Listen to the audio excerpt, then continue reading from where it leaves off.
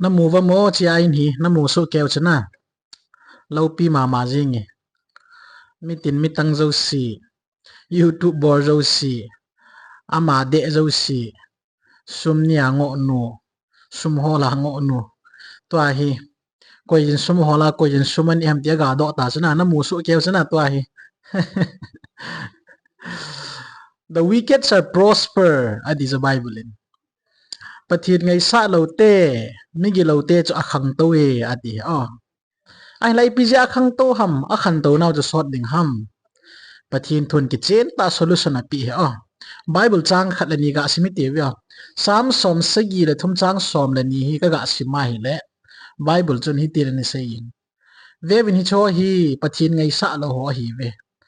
amo ho van nu ya alol hingun a hau che jing ve ati cho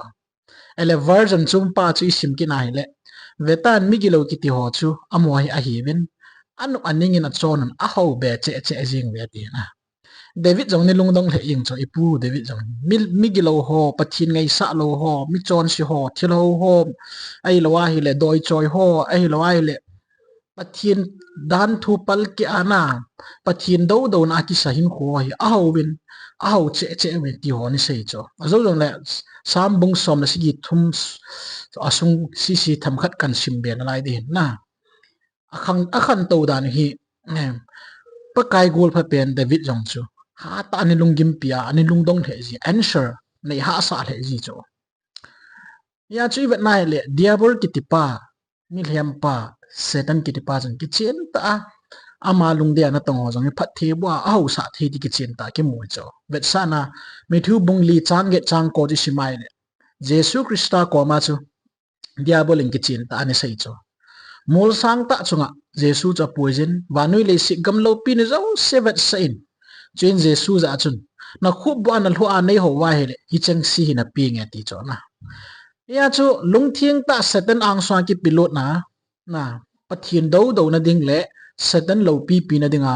hin khu mong hong jo Satan ki chen ta phat the bu te chi ki mu cho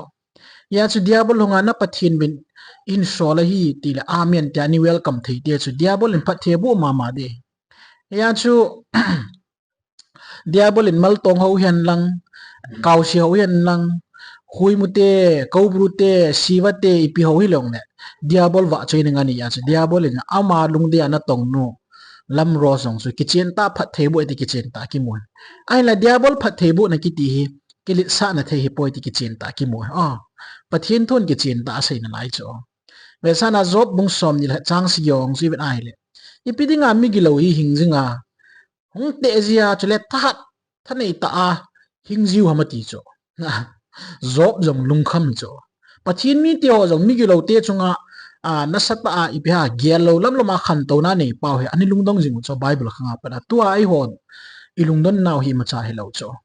Jeremiah som ni chang khat na yong chi chen ta sei kina ipidinga mi gi lo te lam hla lo thinga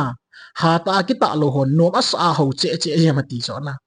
isui cho pathin lung dei lo la main khumong ho hi ani ho ba ni ta the da jong pathin mi te wai ni lungdong jiwa pathin ko ma hi kip ipihan I hasit nam elo la kalat ki ti hi ha ta ni sei jing jiu cho ya chu ivet nai le Bible la hi hitamang hi evidence tam ta mo the min na ya chu diabol ang sunga bo khuma diabol lo pin na ki pizo siang chu diabol in kitchen ta man cha the ti chu leisi thu simwa jong mu themin bantale pathin thwa ko na jong mu do themi adia David ani lungdon nan hi David in kitchen ta an experience mama ite kilangin na sam som sigi le thumi khat vega siming kating na bon chawin ngai win lang David kam chang hi ngai taw asap in la ni bol cho chi na ivet nai ne ta be mongin pathinin mi lungdi alung thing te din aphai ta be mongin pathini mi lungdi alung thing te din aphai ti chu na chon si yong le chon si ta na chon pha na chon pitang lungdi anom na pai pathinin pathina bu a hi cha chu genuine ta hin kuna man na pai pathin pathe bu cho hi a chu mi him tam tai chon si han lang gilo hen hunan hin khun ni mang han lang jong le lungdi tai khun na put na pa cha pathin ki mu na hin nei do the wain ko ki khel na hin nei the pa David ki chen ta het cho ai le chala ya ma lung don na tam ta hin sein ke din wang ka kyang phang te ni analin ki sep lu pe ding ka hitan akal son da lampi lama ki pal hu ding kon cha ka hita ya di so na aya chumi ki sat yam chang kamwa mi gi lo te hauji ka la ka thang sit pi ya di so aya chi ta bang mi o hin na him hima nei po men ata saw jang adam theizin a thau theize ka ti mi dang bangin gan the ha sala thu kha po bin mi dang bangin gan the na jang a pha kha po ve ye chen ki sa ta in angonga vai put un bum ha na pun sil bangin ki silun mi ano le ve amayo thau theizin ami chango lot ten tun jingin alung thim wang angla ngol the he ti ki cho amon mi a to chave yun ve da dan thu sin thu thei lo hilin thu save nei van do nan thu savin a lei gui win zong lei sit pum pia gaw sap hil tai ye chimi pin zong amo pa chawin thiam zong a thien mo sa ta po ve hi di chun pathinin i ti het ding ham ha chunung pathin chun het na mo mong anei hinang ati jiwe ati so vetan mi gilo ki ti chu amo hi hi win anok aninga chon a hau che jing ve pan na be hiling ke mang kalung thima sit na gel lo hiling ko min ka khuna jong thil sim him tham khalo hiling ko me nilum hilin e ki bol gim zin jingka sim jingka si le e ki pho sal zin ati cho aban le ke man hitin seina nge tia